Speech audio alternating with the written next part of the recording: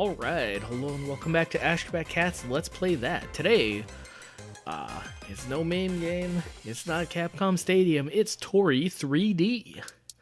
That's right, retro nostalgia comes in all shapes, forms, and sizes. Today's is PlayStation 1. So I was watching online on the videos, as I usually do, and I happened upon this game, Toree 3D. And looking at it, I was, oh my gosh. And I've already been baffled by the game. Oh, okay, so you have to double jump. Not entirely expected, but hey, whatever. So anyway, I was watching the videos, and I saw this game, and honestly, the textures are just so PlayStation 1, it hurts, but in a good way. Because I don't know if you've ever played Mega Man Legends back in the day, but that game had just the sharpest level geometry along with just the cleanest textures.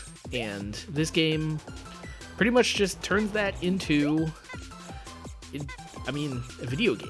A video game that you can buy, in fact. A video game that you can play. And, at times, a video game that you can control. Speaking of controls, I feel somewhat honor-bound to tell you that I'm not actually using the arcade stick for this one. Believe you me, I tried, but just there's something about this game, this 3D-based game, that did not lend itself to the arcade stick. Now, that being said, I got pretty close. So, whether they intended this feature or not, so you can press L and R to change the camera. Now, what that means is on my arcade stick, I've got an L and an R button, so I could almost have done it, but it just would not quite have worked. Although it is kind of interesting to see just how close you can make this retro game in 3D compatible with the arcade stick. I was not entirely expecting that, although it is kind of funny when you think about it, considering that this is a PlayStation game, and yet it's not compatible with the arcade stick. I mean, yeah, sure, you might initially be thinking, oh yeah, but it's a DualShock game. There's no way in heck it's going to be compatible with an arcade stick. Where's your second stick on your arcade stick? And I'd say, well, in the beginning, PlayStation 1 games didn't have PlayStation 1 controllers did not have two sticks. Oh, time ranking C, star ranking almost perfect, but not quite perfect. C Mama's Harbor. Nice. I don't know if you picked up on this, but in theory, this game has sort of horrific undertones. Maybe I should qualify what I mean by that, because that's not exactly a sentence you say every day. So, apparently this game's genesis came from it was like an art project or something, but then somebody tried to make some haunted PlayStation 1 demos. They actually released it on the PlayStation 1. And so, well, in theory, anyway, these are all haunted, well, this is one game of many, and it is in theory a haunted PlayStation 1 demo. Now, thankfully, the haunting does not manifest in any sort of way that you can tell via the controls. And maybe if you were looking in the background. I love how I've just changed my controls to be so ridiculous that, like, most of the time I'm not even looking at the background. Here I am playing this game because it's like, oh yeah, I love the retro textures. I love the backgrounds, and it's like, nope. I'm not going to let you see them, by the way. You'll just have to imagine it. But you can see that, like, well, I guess you're going to see all too well, but if you take a look at the, I was going to say tentacled monster, but most people call them squids. You can see that, like, there is no geometry. That guy is flat as a pancake. However, unlike a pancake, he's decorated with a quite lovely texture. I mean, it is blocky, sure, but that just kind of comes with the territory. And so, yeah, that's this game. Oh, so now that I think about it, I wonder, do the cycles actually reset if you die? One would assume so. Oh, so L, no, this is okay, just because I feel like there's some sort of explanation. No, so L and R control the camera. ZL... No, I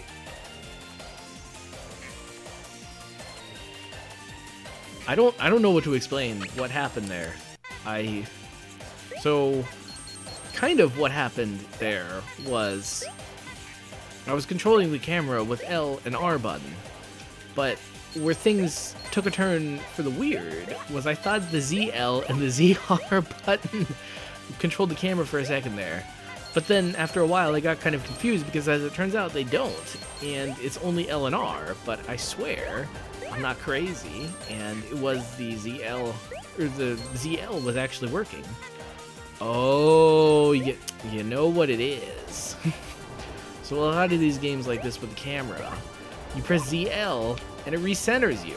This is usually fine, but in this game, especially if you're trying to speed through the level with no regard for your safety or sanity, maybe that's suboptimal. Although, I guess it's not. Oh my gosh. I'm just gonna like Monster Hunter it, where like I kind of know where it is I'm going, and I don't really need to see where I'm going. I don't know if you've ever played the old school Monster Hunters. Well, okay, Freedom Unite. I guess maybe Portable Third, but nothing afterwards. Where, well, so first off, Monster Hunter, you have very limited control of the camera. In fact, your control of the camera is rather abstract at best. And so, like, you really don't have control of the camera. You certainly don't have two sticks to control the camera with. So after a while, you just kind of get used to using one stick. And then, I mean, in theory, there's the D-pad where you can adjust the camera, but it's not really something you can do on the regular. Well, I mean, you can if you're willing to adopt this completely freakish claw grip.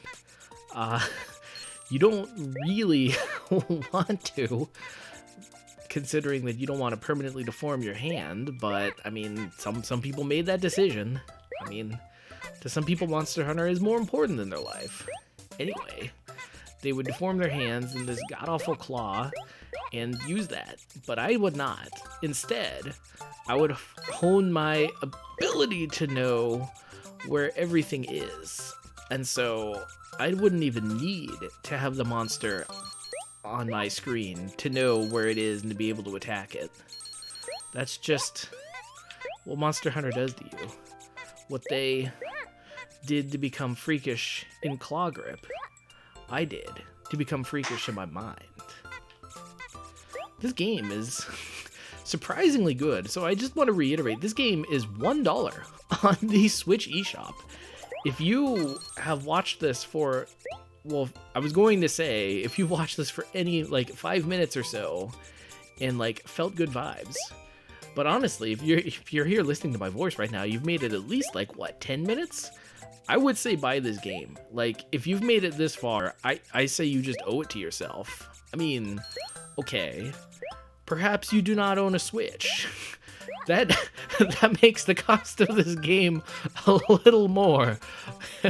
But I will say, paying $300 and see, there's an aspect of the horror. I guess I kind of was warned about it in those semi-reviews, although that's, I mean, you're just trying to cut corners anyway. Like, you're not gonna get hit by that guy. But okay, sure. But I mean, I wouldn't pay $301 for this game as my first choice, but, you know, maybe if I did it, I wouldn't be disappointed. It's also kind of interesting because, I mean, yeah, sure, they're moving and you can see the blocky textures, and actually the dashboards kind of remind me of... Anyway, well, I'll finish my thought first. But also there's rain. And it's also kind of that nice retro rain where it's like literally just individual pixels. Let's see, what was I trying to say? What was that Outrun-like game that it's sort of Retro-inspired. I think Drift is in the title. It's like Drift Masters or something. It was supposed to be coming out. Now it's basically vaporware. But anyway, seeing those dashboards, oh man, it is just exactly that. I kind of love it. I absolutely love it. Oh. So, they warned me about this in the review. They were like, oh man, I hate the car level. Because you've got to wait. You've got to wait for the cars to move. And at the time, I just thought, yeah, right. These people just lack the courage to just go for it. But now that I'm actually on the car level and I can see this, yeah, you cannot just, like, go for it. You can kind of go for it. But you really cannot go for it. There are just times when it's like, it is just not going to work out. And especially, oh man. And it's especially painful because, like, there's no ideal cycle. Because, like, you've got this guy coming towards you. That means he's going to be further away from the other truck. Okay. Fine, I solemnly swear that I will give up on my speedrunning tendencies to play this the quote-unquote right way, even though everybody knows the right way to play through video games is to blaze through them as quickly as possible, trying to earn as many internet cool boy points as it can be allotted. Fine. But I can at least display a little bit of courage while I'm going for it. My, oh my. Oh.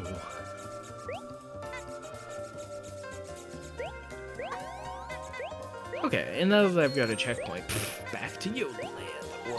Whoa. Because the conveyor belts give you just enough speed. I did not think that would work. Those conveyor belts, man, they give you speed. And that is exactly what you need. Just to get a passing grade. Nice. And it's making the scariest sound known to man. A telephone. Hey, it's the star from the intro screen. Let's see what you've got for me. Wait. No, wait. I already played this level. I know I didn't actually play this level. Oh look, it's some horror going on in the background. The star's turning big and he's coming at you. I don't know, the people in the reviews really seem to like to make a big thing of that, but to me it's just like, when you've played enough sketchy MAME rips as I have, like after a while, something like that, now, I won't say it's normal, but if it just happened out of the blue, I'd just be like, those darn MAME ROMs at it again. I don't know. Plus, I mean, is it supposed to be scary? I mean, I guess if you, like, completely weren't expecting it, and you just came into this completely blind, you're like, oh, it's a cute little platformer starring a cute little bird. Think of it as, like, a lost PS1 game, lost N64 game, and then all of a sudden, oh my gosh, is the star supposed to do that? But, no. I don't know.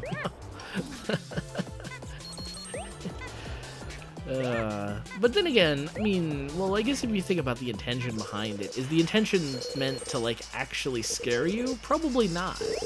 There aren't too many things that could, like, you know, scare somebody who's not looking to be scared. But what it can do is it can add, like, a little bit of ambiance, a little bit of extra theming to this game. 'Cause, I mean, how many of these, like, 3D platforming playing as a small bird PlayStation 1 games have you played in your life? Well, I was going to say none, but if you think about it, Toree actually kind of meets a lot of these criteria. So, it's not outrageous to say that there are a few. But then, how many games have you played that have the horrifying stars in the background? Oh look, he's all pixelated, scary! And you've got one of them going on in the background. Not too many. Oh no, when the game makes you wait, thus making it possible for the stupid star to attack you. Yeah, it has not escaped me the possibility of skipping a cycle and, like, going for it with courageous jumps.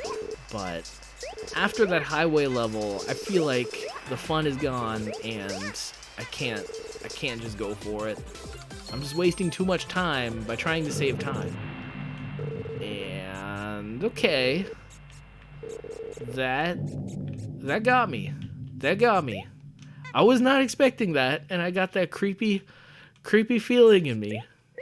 Like, it's strange, because it's like, I wasn't scared per se, and I'm not saying that out of, like, braggadocio or something. Like, oh, look at me, I'm unscarable. But I mean, like, it's something a little more complex and ultimately more visceral than scary. It's like, my fundamental sense of the world and how it should work has been violated. Okay, I think I've been sleeping on this game. This completely obscure game that everybody's been sleeping on. And here I am, sleeping on it. Well, pretend that I said something that kind of made sense. But essentially, it got me. Like, I have this conception of how the world works. I would imagine most functioning human beings do. And then this game just, like, completely violated it. Like, I jumped up there. I'm like, I'm almost done with the level. Give me my goal. And it didn't give me a goal. It gave me a scary Reaper. And it's like, what is this, a boss fight? Like, there was a quick second, like, I was legitimately, oh no. But there was, like, a second when I was, like, legitimately confused. Like, I did not know what was going on. Huh.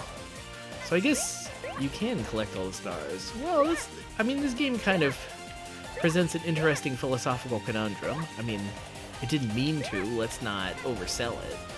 But, like, what it's asking you to do, it's like, hey, do you want to play for speed, or do you want to play for collection? Or do you want to play for neither, and just enjoy your experience? What kind of person would choose that?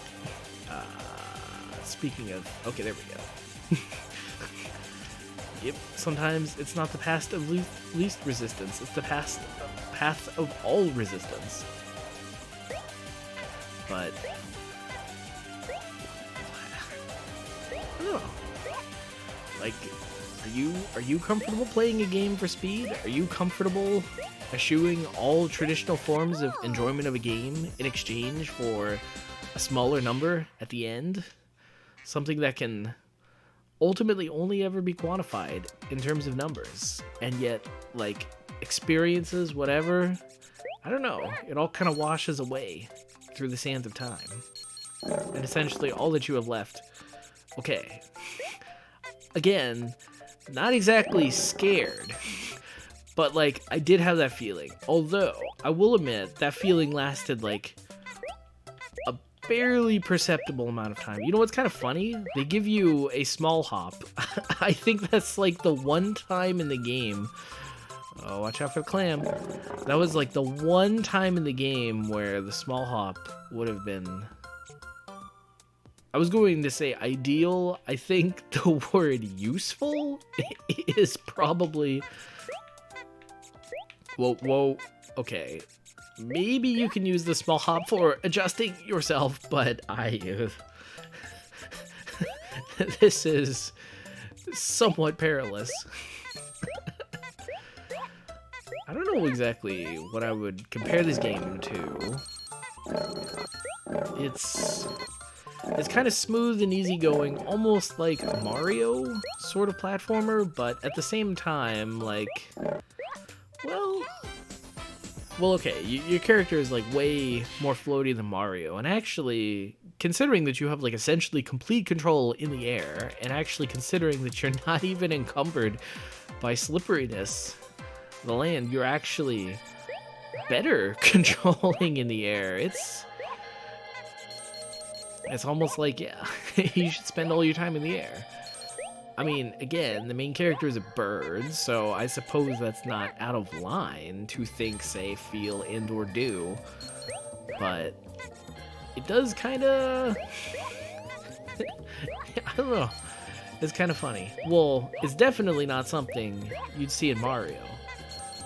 Well, I guess you don't have complete control in the air, because, like, when you jump, there is an initial amount of momentum that you kind of are committing to, but you're not really. I mean, you can work around it. Like, you can't be standing on the very edge and just jump off like some sort of, I don't know, risk taker? Oh, when you revive at a checkpoint, time does not reset. On the flip side, that means we're like, what, 20 minutes into it, the game, and we're not like at the end, but I feel like we're at least within spitting distance. Well, I guess we can map this out. So 8 levels, 2 minutes.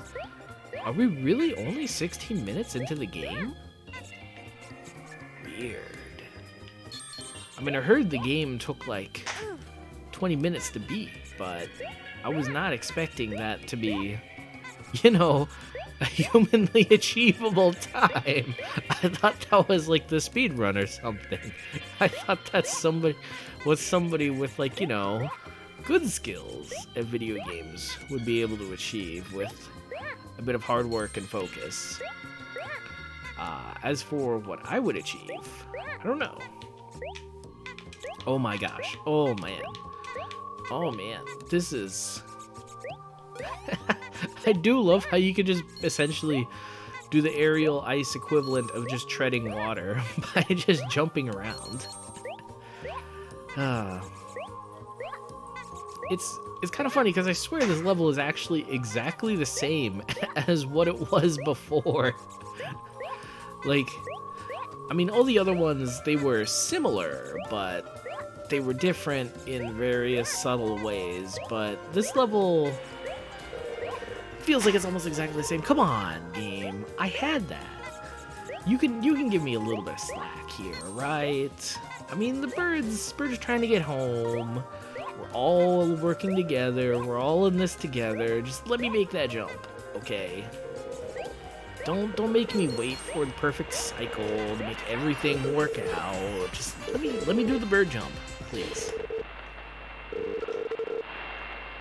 Ooh, scariest sound known to man.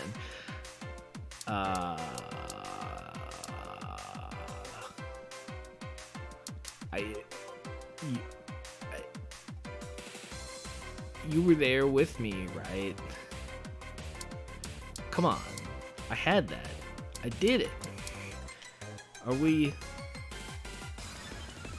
Did I take too long? Did the game just not let me play? Did I not collect enough stars? Like... You know why the level felt so similar to the first time? I now realize what happened here. So I accidentally played the first level over again. Nice. Okay. Well, it's kind of funny because I didn't do any better the second time around. Oh well. Well, I'd say I'm disappointed, but there is a part of me that doesn't want this game to end.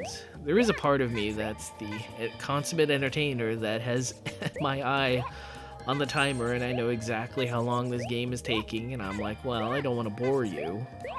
Well, so I say, even though my entire channel is like the most obscure of the obscure, and it's not even like I intentionally designed it that way. It's just you play a bunch of random MAME games, and it's like, well, I mean, most people don't know what any of these games are.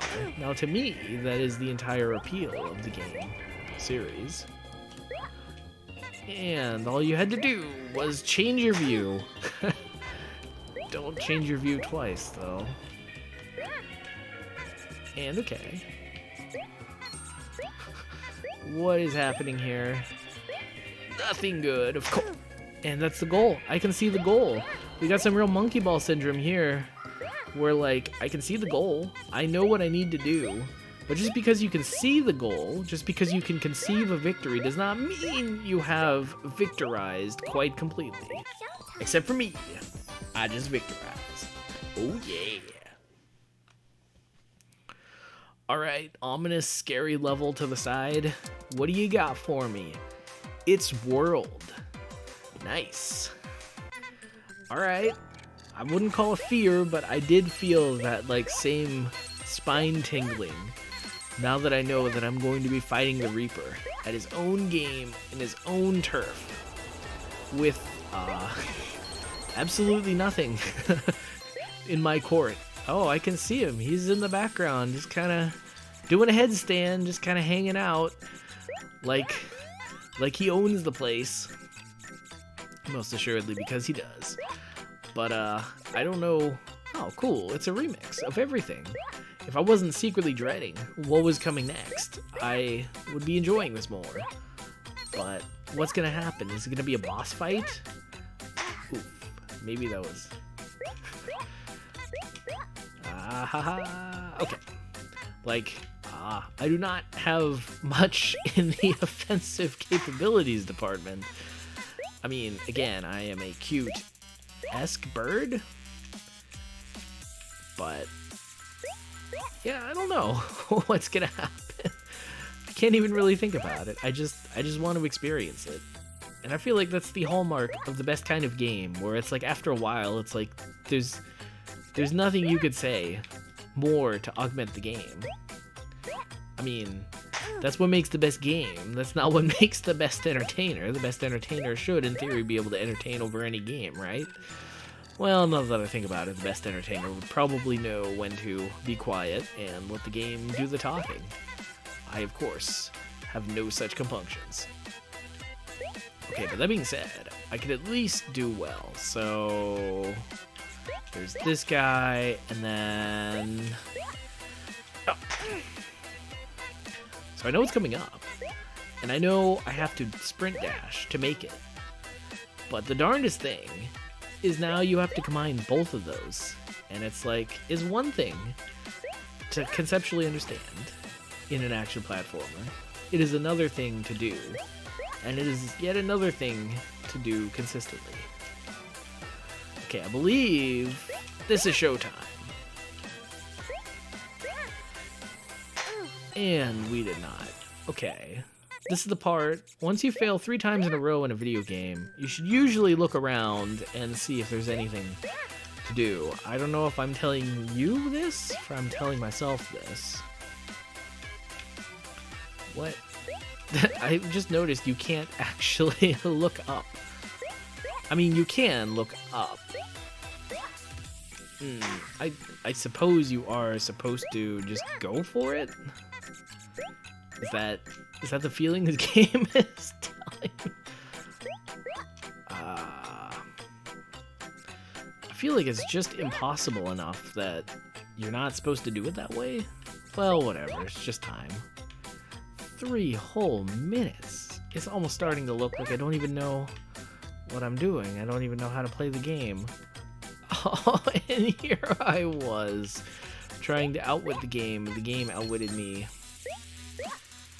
Oh man, if only my sense of depth perception was not perfectly honed from video. Oh, I did not get any sort of checkpoints. It is kind of funny though, because it's like, okay, here are a bunch of cars just kind of just straight floating in the air, and it's like somehow video games have trained me to such an extent that I'm comfortable with these crazy jumps. Like, I felt no sense of danger. I mean, granted, that did not work out very well. Maybe I should have. But it's just like, okay, a bunch of okay. I mean, I'm not seeing a sense of danger, but I'm at least feeling a sense of self-preservation.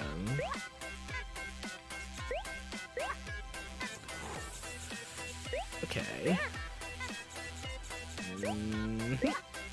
Oh, and I was going to say my secret technique was to not even bother with the camera, but now that being said, I don't think bothering with the camera would have saved me, but I can't exactly claim it as my secret sauce when I died.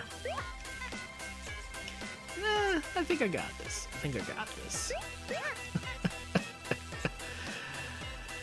Man, usually when I play these sort of arcade games, then I'm able to keep a semi-coherent train of thought. I mean, it might only make sense to me, but at least I'm not just narrating what it is I'm doing. But there's just something about this game that's... Oh my, that was a lot of jumps in a row, though. There's just something about this game that, like, it just pushed me a little bit past my comfort zone. And now I'm stuck. I'm a lobster in a boiling pot, and there's nothing I can do about it. Like, I'm already in the pot. The pot has very, very steep sides, so there's no escape. Essentially, all I can do is just go along and narrate my moves as I make them. I do not know if this is the intended route. My sense of perception is failing me. Now you might say, hey, why don't you change your camera in midair? I'm gonna let you retract that statement though. Really, change my camera in midair. I mean, I know what I'm trying to do, that is trying to make a jump without adjusting my camera midair is hard, but adjusting my camera midair is like that's not going to make it any easier. This is not the right place to be, is it? And yet, the explorer in me wants to find out. The explorer in me now knows and is now completely satisfied that that is in fact the wrong way to go. 6 minutes. 6 minutes we've been on this level. Probably 3 minutes we've been on this part. There's nothing like having a camera on to make you slightly impatient to get to the end. I don't know. I mean, you at home, you've got the video playback bar. Now, I'm not saying you should skip ahead, because of course, like any eternal optimist, I have a good feeling about this one. So, just give me...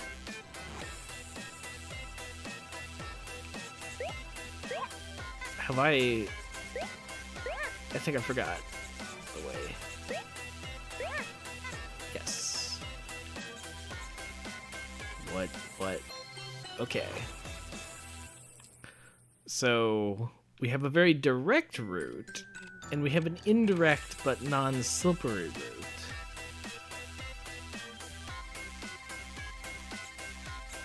Oh my. But then I have to jump on some things. Well, might be against my better instincts.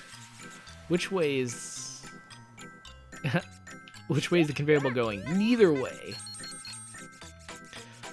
Now that I'm here, I'm not actually sure if it was actually supposed to have taken quite so long. Well. We all have our weaknesses and faults. That's what makes us unique as human beings. We need to celebrate our faults and individual weaknesses. Hey, ice cream. It's like the game is like, hey, I understand you just spent half of your playtime on this particular level. Here is some ice cream to like make it all better. I'm sorry that you suck. But frankly, that's not my fault. Wow, those giant black balls are the bird's eyes. I thought they were some sort of like cheek mark. It's not. It's the bird's eyes. That is very disorienting. I feel like that bird should have smaller eyes. See you next game. What are you talking about?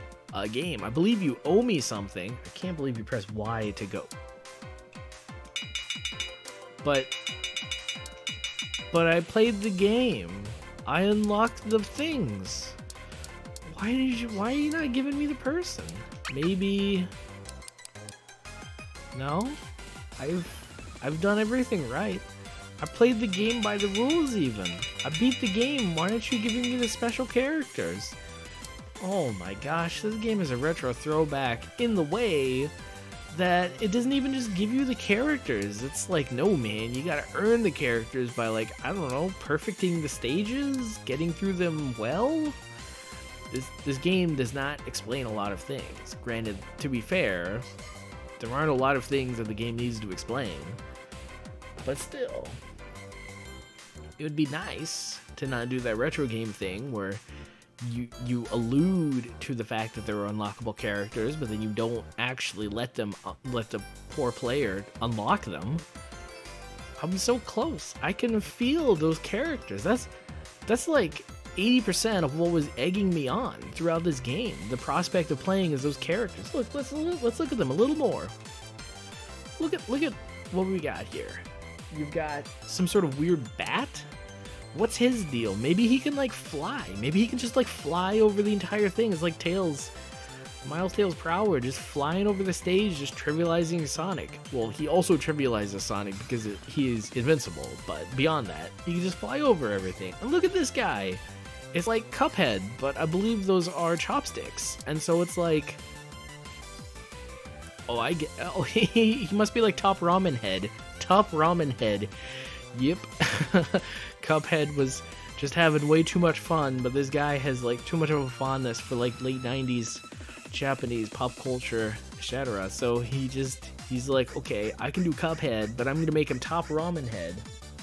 And the worst part is, we'll never know. All we'll have are my idle speculations because the game is not going to give it to me.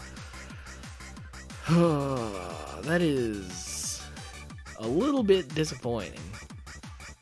That being said, what was not disappointing was the gameplay of this game. I mean, yeah, it kind of got hard towards the end, but if you are, a normal person and not like some sort of crazed person who can only find enjoyment in video games by playing them for public consumption on YouTube, not that I know anybody like that myself, then you'll play this game, and whenever you hit any sort of resistance, you'll be like, this is great. I paid $1 for this game, and I would like it to last a little bit more than the 20 or so minutes that I've done so far. Actually, wow, this game was so good and so cheap. It made me forget my rule. That's like what? When you buy video games, it should be like $1 an hour? Is that? Yeah, it should be $1 an hour. And this game was $1, but it did not give me an hour. It's only given me like half an hour, which I've padded with some talking. So I guess the moral of the story is this game is a total rip-off, and you shouldn't buy it.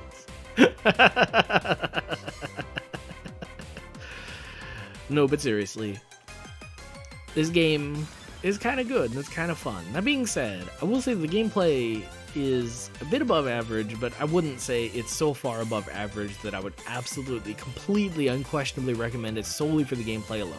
I feel like it's the graphics that really have to speak to you.